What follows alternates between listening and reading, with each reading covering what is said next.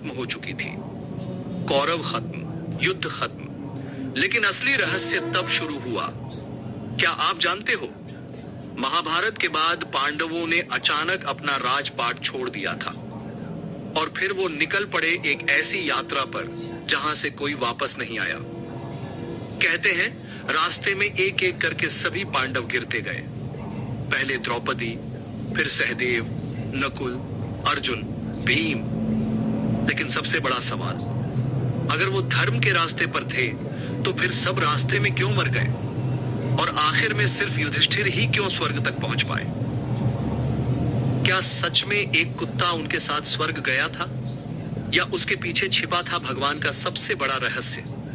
आज मैं आपको बताऊंगा महाभारत के बाद पांडवों के आखिरी सफर की वो कहानी, जिसे सुनकर आपकी रूह कांप जाएगी। महाभारत खत्म, लेकिन शांति नहीं मिली। महाभारत का युद्ध खत्म हो चुका था। कुरुक्षेत्र की धरती लाशों से भर चुकी थी। हर तरफ चीखें, खून और बर्बादी। पांडव जीत चुके थे, लेकिन अंदर से टूट चुके थे। युधिष्ठिर को हर रात अपने ही रिश्तेदारों की मौत दिखाई देती थी। उन्हें लगने लगा था कि यह जीत नहीं, श्राप है। और यहीं से शुरू होती है पांडवों के अंत की कहानी। श्री कृष्ण की मौत और दुनिया बदलने लगी। कई साल बाद एक दिन खबर आई, भगवान श्री कृष्ण ने धरती छोड़ दी। द्वारका समुद्र में डूबने लगी। यादव वंश खत्म हो गया। जैसे ही कृष्ण गए, धरती पर कलयुग शुरू हो गया। और तभी युधिष्ठिर समझ गए, अब हमारा समय भी खत्म हो चुका है। पांडवों ने छोड़ दिया राजपाट। एक रात बिना किसी शोर के पांडवों ने अपना पूरा राज्य परीक्षित को सौंप दिया। सोचो, जिस हस्तिनापुर के लिए इतना बड़ा युद्ध हुआ, उसे छोड़कर वो खाली हाथ निकल पड़े। ना सेना, ना सोना, ना ताज, सिर्फ सफेद कपड़े और मौत की तरफ बढ़ते कदम। स्वर्ग की रहस्यमयी यात्रा शुरू। अब पांडव हिमालय की तरफ बढ़ रहे थे। कहते हैं ये कोई आम यात्रा नहीं थी, ये थी महाप्रस्थान, यानी शरीर के साथ स्वर्ग जाने की कोशिश। लेकिन रास्ता बेहद खतरनाक था। बर्फीले पहाड़, सांस रोक देने वाली हवाएं और मौत जैसा सन्नाटा। और तभी शुरू हुआ सबसे डरावना हिस्सा। सबसे पहले द्रौपदी गिरी। चलते चलते अचानक द्रौपदी जमीन पर गिर गई। भीम चिल्लाए, भैया द्रौपदी गिर गई। लेकिन युधिष्ठिर पीछे मुड़े तक नहीं। उन्होंने कहा, द्रौपदी अर्जुन से सबसे ज्यादा प्रेम करती थी, यही उसका दोष था। और फिर पांडव आगे बढ़ गए। सोचो, जिस द्रौपदी के लिए महाभारत हुआ, उसे कोई उठाने तक नहीं रुका। सहदेव और नकुल का अंत। सहदेव भी गिर पड़े। युधिष्ठिर बोले, उसे अपने ज्ञान पर घमंड था। फिर नकुल गिरा। उसे अपनी सुंदरता पर अभिमान था। एक एक करके सब खत्म हो रहे थे। अब सिर्फ 3 लोग बचे थे। अर्जुन और भीम भी नहीं बच पाए। अचानक महान धनुर्धर अर्जुन भी गिर पड़े। युधिष्ठिर बोले, उसे अपने बल और धनुष विद्या पर घमंड था। अब भीम और युधिष्ठिर आगे बढ़े। लेकिन थोड़ी देर बाद महाबली भीम भी गिर गए। भीम बोले, भैया मैं क्यों गिरा? युधिष्ठिर ने कहा, तुम्हें अपनी ताकत और भोजन पर घमंड था। और फिर भीम की सांसें हमेशा के लिए रुक गईं। आखिर में बचा सिर्फ एक इंसान और एक कुत्ता।